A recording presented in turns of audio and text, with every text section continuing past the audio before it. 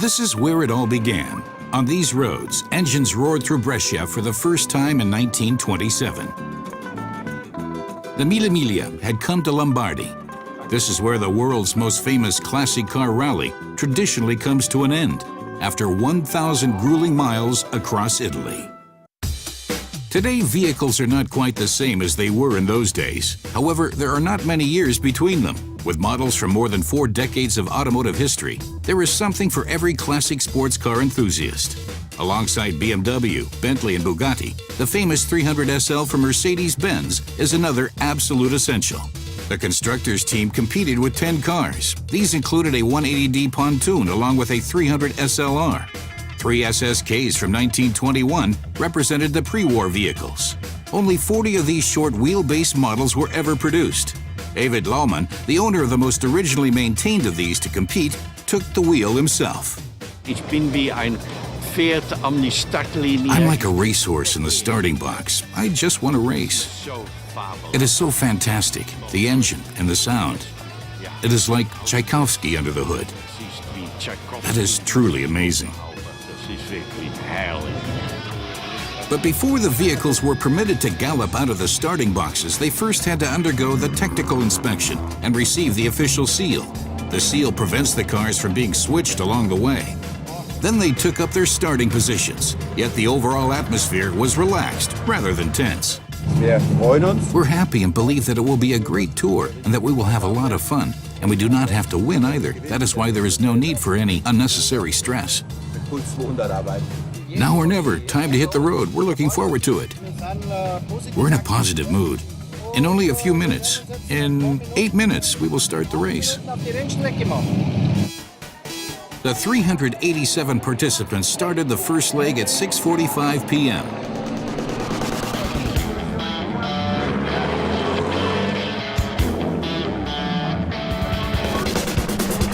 251 kilometers, past Lake Garda and through cities such as Verona and Padua, to arrive in the middle-aged city of Ferrara in the depths of night.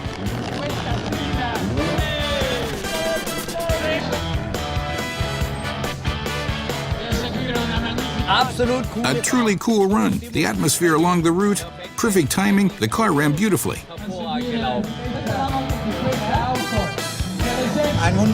It is the end of a wonderful day, and we were really good, a really good team. That's the way we will continue tomorrow. Great car, great Mille Miglia.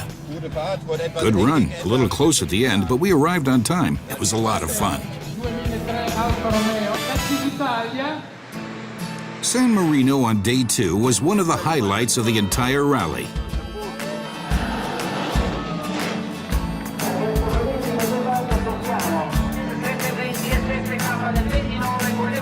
Wonderful. It's so much fun. It's absolutely fantastic. A dream event. The weather is good, the mood is good, the team is perfect.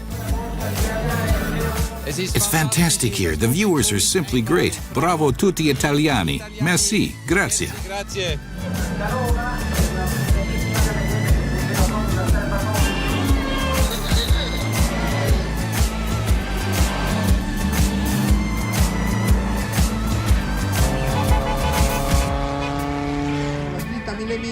The second finishing ramp awaits the drivers in the middle of Rome.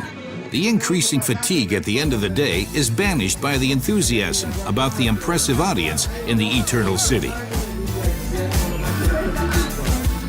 The cars were thoroughly inspected to prepare them for the upcoming final stretch from Rome to Brescia. Now we're carrying out a function check.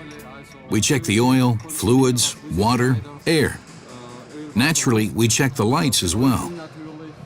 We check whether the engine or the cooling water have any leaks. We check all of this to make sure that the vehicle is ready for the day tomorrow.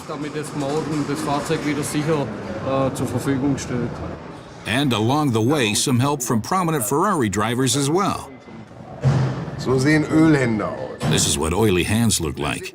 And that is the difference. In a Mercedes, you clean after the rally. In a Ferrari, you scream for help. The next day dawned with a view of St. Peter's Basilica and the longest and final leg of the rally. Roughly 700 kilometers lay ahead.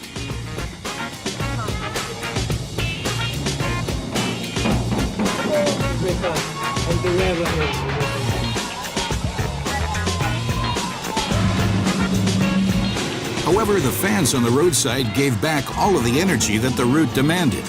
The first and only raindrops along the entire 1,498 kilometers fell in Florence. So close to the finish, no problem.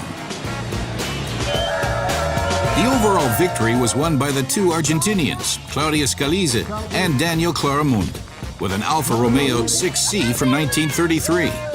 However, everyone had a reason to celebrate, and very simple wishes. A nice cold shower, the chance to clean up a little, that would be good. A shower and a cold beer. Some ravioli or something, because I had very little to eat all day. And then a shower and off to bed. At the end, the exhausted but jubilant participants drove off the finish ramp in Brescia, where it all began 85 years ago.